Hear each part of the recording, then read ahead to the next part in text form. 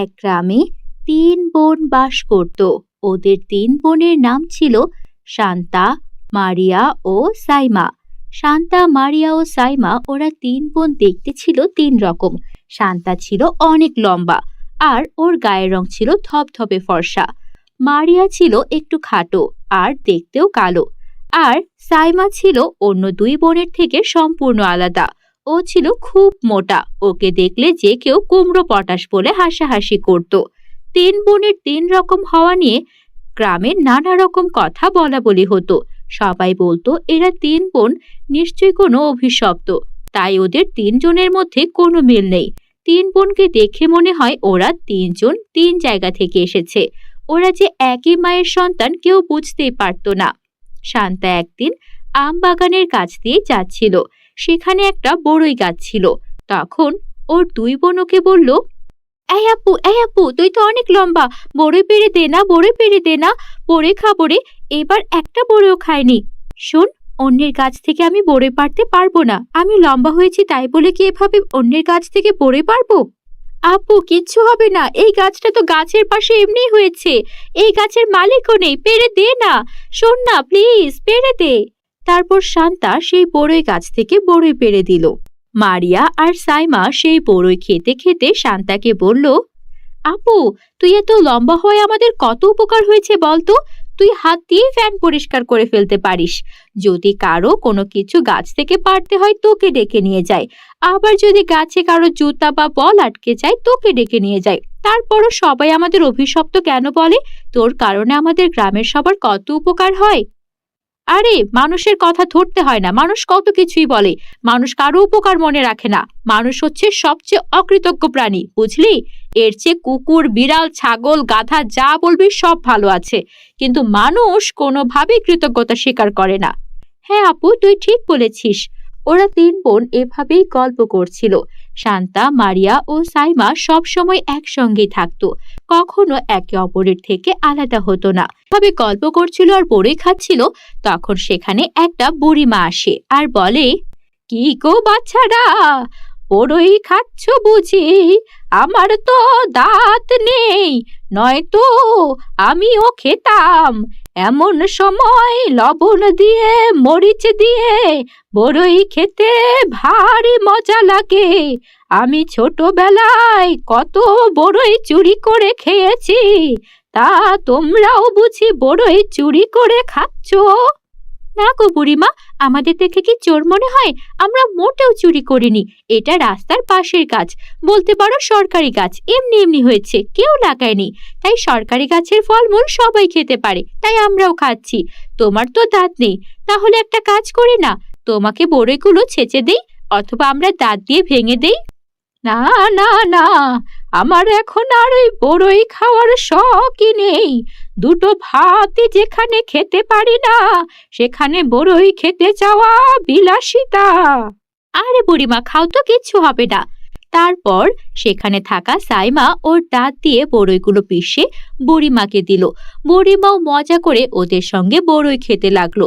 বড়ই খেতে খেতে বুড়িমা ওদেরকে বলল, তা তোমরা তিন বোন কি করো? তোমাদের তিনজনকে তিন রকম লাগে। একজন লম্বা, আরেকজন খাটো আর কালো, আরেকজন মোটা। তোমাদের নিয়ে মনে হয় মানুষ অনেক কথা বলা বলি করে। মানুষের মুখ কি বেঁধে রাখা যায়? মানুষ তো কত কথাই বলে। আমাদের অভিশপ্ত বলে, অলক্ষী বলে, অপয়া বলে, বলে আমাদের কখনো বিয়েই হবে না। আচ্ছা বলো তো, বিয়ে না হলে না হবে, তাই বলে কি আমরা মারা যাব নাকি? আমরা এমন ভাবে সৃষ্টি হয়েছি, এটা তো আল্লাহ তাআলার দান, তাই না? স্বাস্থ্য আল্লাহর দান, কারো স্বাস্থ্যই হয় না, আবার কারো স্বাস্থ্য হয়। এটা নিয়ে এত কিছু করার কোনো দরকার আছে? তোমাদের সঙ্গে কথা বলে আমার বড্ড ভালো লেগেছে। একটু সামনেই আমার বাড়ি, চলো তোমাদের আমার বাড়ি থেকে ঘুরিয়ে নিয়ে আসি। তারপর ওরা তিন বোন সেই বুড়িমার পিছু পিছু তার বাড়ি পর্যন্ত গেল। কিছু দূর ওরা গিয়ে দেখলো একটা সুন্দর ঘাসের বাড়ি। এত সুন্দর ঘাসের বাড়ি ওরা তিন বোন আগে কখনো দেখেনি। ও বুড়িমা, এই সুন্দর ঘাসের বাড়িটা বুঝি তোমার? বাড়ির পাশে কত সুন্দর গোলাপের বাগান। বাহ, তোমার বাড়িটা তো বড্ড সুন্দর। এই গ্রামে যে এত সুন্দর বাড়ি আছে তা তো জানতাম না। আমি সব কিছু ঘাস দিয়ে বানাই গো। বাড়ির ভেতরে ঢুকে দেখো, তোমরাও বুঝতে পারবে। তারপর ওরা দুই বোন বাড়ির ভেতরে ঢুকলো। ছোট বোন সাইমা বাড়ির বাইরেই দাঁড়িয়ে রইলো।